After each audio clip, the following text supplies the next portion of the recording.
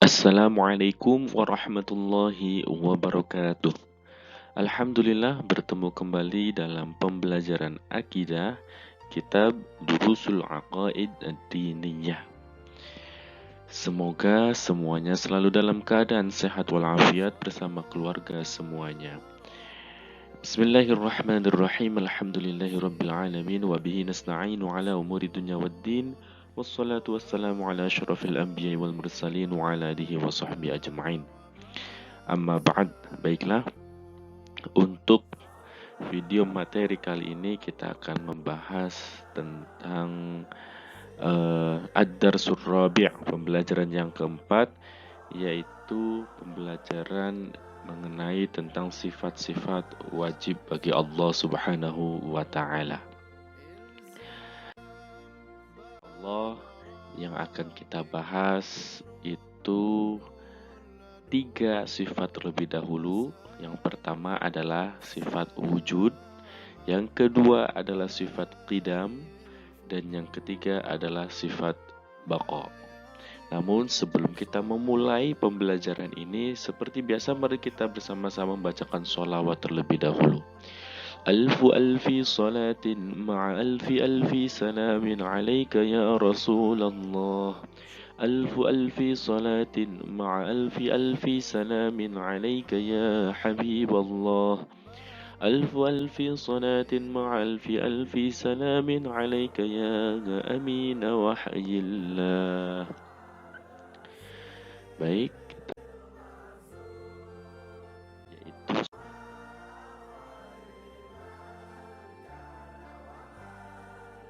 Musannifur rahimahullahu ta'ala wa nafa'na bihi wa bi'ulumihi fid dharain amin. Bismillahirrahmanirrahim. Ad-Darsul Rabi', pembelajaran yang keempat, fis sifatil wajibah, menerangkan tentang sifat-sifat yang wajib.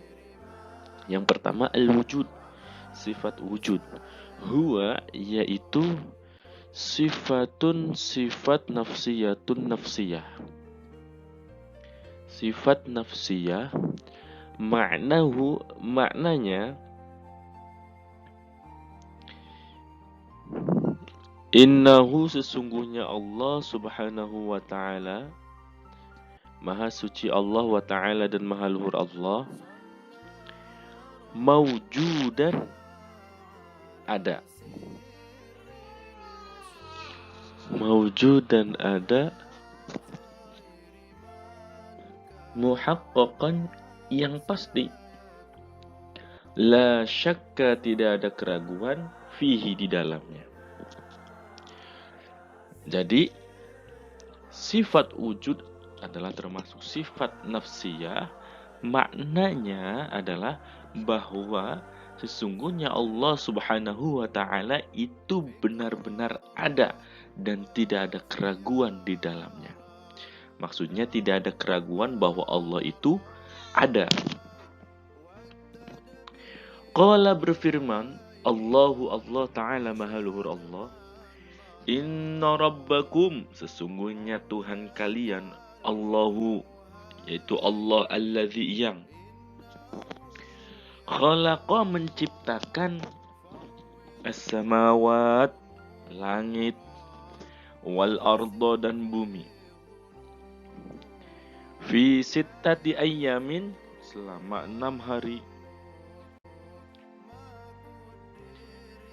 Thumma, kemudian, istawa, berkuasa, alal arsy, atas arsy, yughshi, menutupkan, al-laila, malam, an-nahara, siang, yatlubuhu, mengikutinya, hasisan, dengan cepat, wasyamsu, dan matahari, wal qamaru, dan bulan, wan nujumu, dan bintang-bintang, musakharatun, yang ditundukkan, bi amrihi, dengan perintahnya. Ala ingatlah, lahu baginya, bagi Allah Subhanahu wa taala, al khalqu penciptaan, wal amru dan perintah.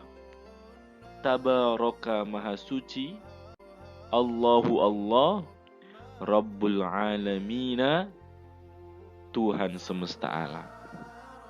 Jadi dalil nakli dari sifat wujud Allah Subhanahu wa taala adalah firman Allah, inna rabbakumullahu alladzi khalaqas samawati wal ard fi sittati ayyam thumma istawa 'alal arsy yughshil laila an-nahara yatlubuhu hathitha wasyamsu wal qamaru wan nujumu musakharatun bi amrih ala lahul khalqu wal amru tabarakallahu rabbul alamin. Dan dalil aklinya adalah wadalilul akli, dan dalil akli ala zalika atas yang telah disebutkan, hudusul alam yaitu barunya alam. Jadi barunya alam ada dalil akli bahwa Allah itu ada. Kenapa? Li'annahu karena sesungguhnya alam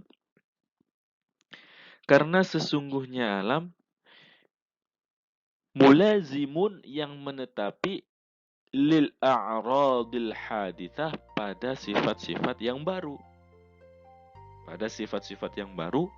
Wa mulazimul hadith, dan yang menetapi sesuatu yang baru, hadithun yaitu baru. Wa kullu hadithin, dan setiap yang baru, la budda maka harus, lahu baginya, min muhdithin dari sang pencipta. Jadi barunya alam itu adalah dalil akli dari sifat wujudnya Allah. Kenapa? Karena sesungguhnya alam itu menempati pada sifat-sifat yang baru. Alam asalnya tidak ada. Nah, kemudian ada. Yang dari tadinya tidak ada kemudian ada, itu adalah sesuatu yang baru. Dan setiap yang menempati sesuatu yang baru, maka disebut baru. Nah, kalau alam itu baru, dan di sini sebutkan wa kullu haditsin la budda lahu min muhdits. Kalau setiap sesuatu yang baru, maka mesti atau pasti harus adanya yang menciptakan. Ya. Tidak mungkin ada alam atau ada kita, ada sesuatu yang baru, itu tidak mungkin kalau tidak ada yang menciptakan. Maka barunya alam, adanya alam ini menunjukkan bahwa adanya yang menciptakan. Ya, siapa? Yaitu Tuhan Allah Subhanahu wa taala. Maka Tuhan atau Allah itu wajiblah ada. Yaitu sifat qidam. Al-qidamu qidam huwa, yaitu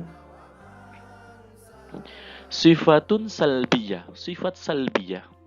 Ini qidam termasuk sifat salbiyah. Li'annaha, karena sifat salbiyah itu salabat menghilangkan, wa nafat dan menafikan, awaliyatal wujud, permulaannya wujud. Jadi qidam ini termasuk sifat salbiyah yang dimana sifat ini menghilangkan atau menafikan dari adanya permulaan wujud. Wa ma'nahu, dan maknanya fi haqqihi. Jadi maksudnya adalah fi haqqihi, dalam haknya Allah Subhanahu wa ta'ala, annahu, sesungguhnya Allah, qadimun, terdahulu. La awwala, tidak ada permulaan, li wujudihi, pada wujudnya Allah Subhanahu wa ta'ala. Jadi Allah itu terdahulu, tidak ada permulaan wujudnya. Ya, tidak ada permulaan wujudnya. Kenapa? Karena kalau ada awalan, maka dia termasuk sesuatu yang baru. Dan tadi sudah di awal disebutkan, kalau sesuatu yang baru maka membutuhkan adanya yang menciptakan. Termasuk makhluk, ya. Sama dengan makhluk itu mustahil. Baik. Qala berfirman Allah Ta'ala Maha Luhur Allah. Huwa Allah al-awwalu, yaitu yang maha awal, wal akhiru, dan yang maha akhir, wal zahiru, dan yang zahir, wal batinu, dan yang batin. Wa huwa, dan Allah, bikulli syai'in, pada setiap sesuatu, alimun, yang maha mengetahui. Nah, dalil akli dari bahwa Allah itu memiliki sifat qidam, wajib memiliki sifat qidam, adalah huwal awwalu wal akhiru.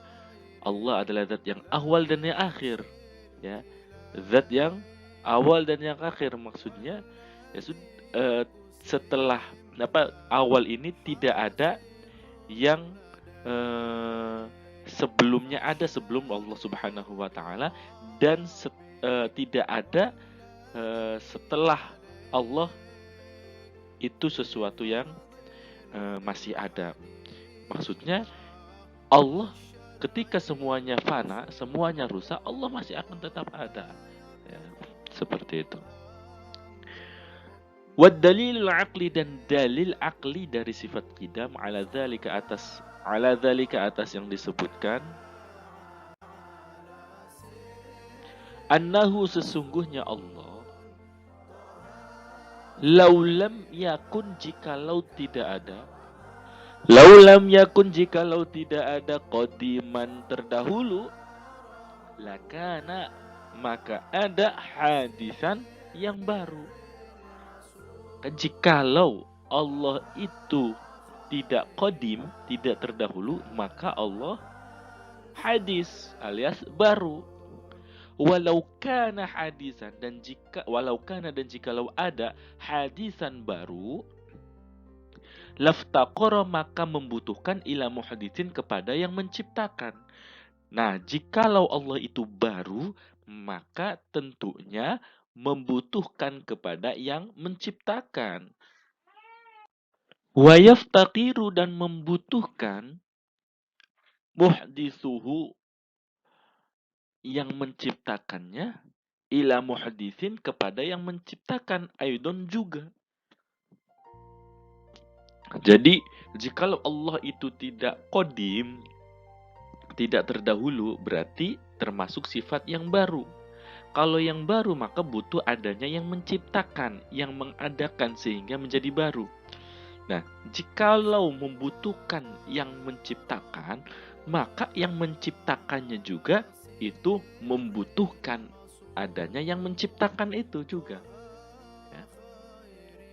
Walau kana kadzalik, walau kana, dan jikalau ada, kadzalika, seperti itu, la lazima, maka terjadi ad-dauru, daur, awit tasalsul, atau tasalsul. Jadi daur itu misalkan kalau sesuatu yang baru, maka butuh adanya yang menciptakan. Dan yang menciptakan ini, maka butuh yang menciptakan lagi. Dan yang menciptakan lagi ini butuh dari yang menciptakan lagi. Bolak-balik seperti itu terus, muter-muter. Atau tasalsul. Tasalsul terus, jadi satu membutuhkan ke satu yang lain terus tanpa ada hentinya, tidak ada batasnya. Jadi yang ini butuh yang menciptakan, terus yang menciptakan butuh lagi yang menciptakan, terus tanpa ada hentinya. Dan itu mustahil. Wa kullu wahidin, dan setiap satu, minhuma, dari keduanya, wa kullu wahidin, dan setiap satu, minhuma, dari keduanya, mustahilun, mustahil. Daur dan tasalsul itu mustahil. Fallahu, maka Allah Subhanahu wa ta'ala, qadimun, yaitu qadim, la awwala, tidak ada permulaan, liwujudihi, untuk wujudnya atau adanya itu, wa yastahilu, dan mustahil, alaihi, atasnya, al-hudusu, baru. Oke. Baik, kita langsung bako.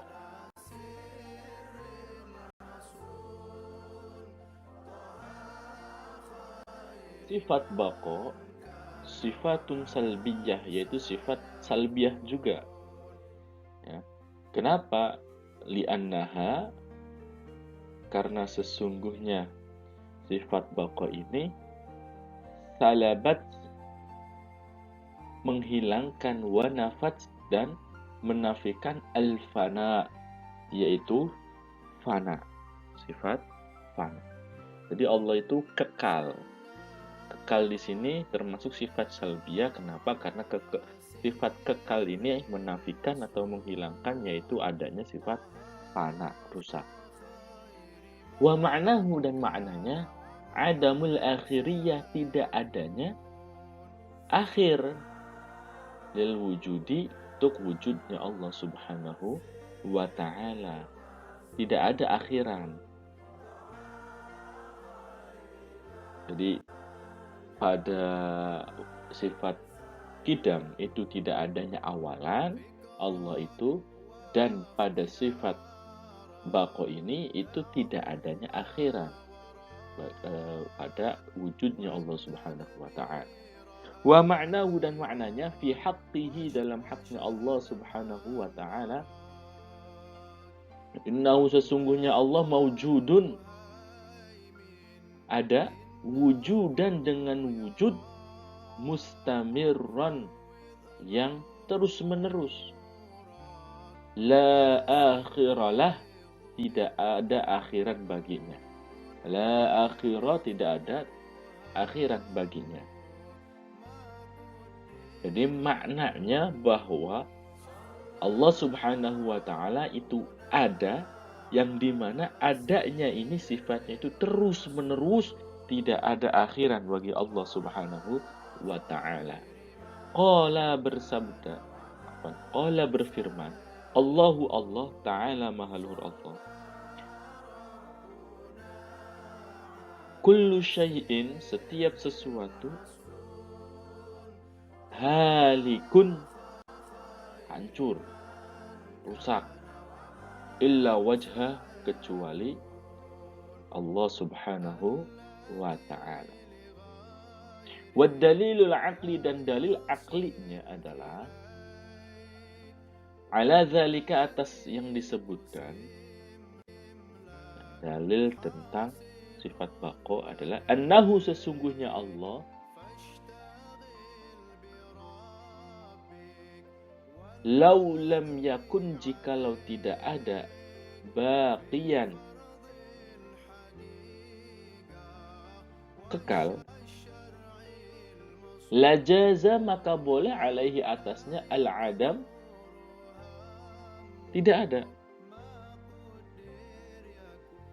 Walau jaza, dan jikalau boleh, alaihi, atasnya, al-adamu, adam atau tidak ada, lakana, maka ada Allah tersebut hadisan, baru. Wa kaunuhu, dan adanya Allah hadisan, baru, muhalun, muhal, mustahil. Muhal itu mustahil. Li'annahu, karena sesungguhnya Allah qadimun, terdahulu. Wama sabata, wama, dan apa, sabata, yang tetap, qidamuhu, terdahulunya Allah atau qidamnya Allah, istahala, maka mustahil, adamuhu, tidak adanya Allah. Fayastahilu, maka mustahil, alaihi, atasnya, didduhu, kebalikannya, wahuwa, yaitu, dan kebalikannya, yaitu al-fana'u, fana. Nah, jadi dalil aklinya adalah dalil akli yang menunjukkan bahwa Allah itu kekal. Jikalau Allah itu tidak kekal, ya, berarti boleh akan terjadi pada Allah adalah Adam tidak ada, rusak karena tidak kekal, maka sewaktu-waktu bisa hilang, tidak ada. Nah, jikalau Allah itu tidak ada, maka Allah itu berarti baru, ya, karena menyandang sifat tidak ada itu adalah sesuatu yang baru. Dan adanya Tuhan yang baru, maka mustahil kalau Tuhan tersebut itu terdahulu.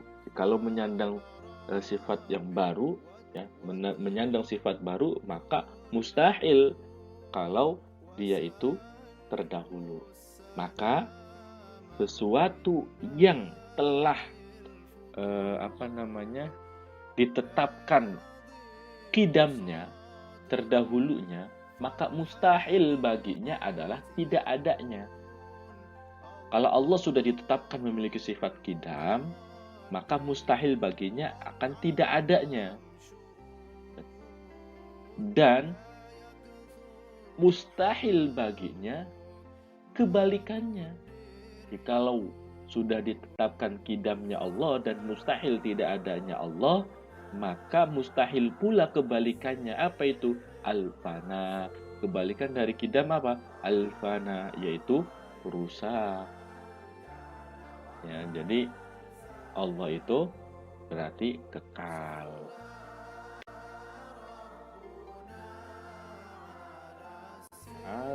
Wallahu a'lam bishawab. Dan syukran. Assalamualaikum warahmatullahi wabarakatuh.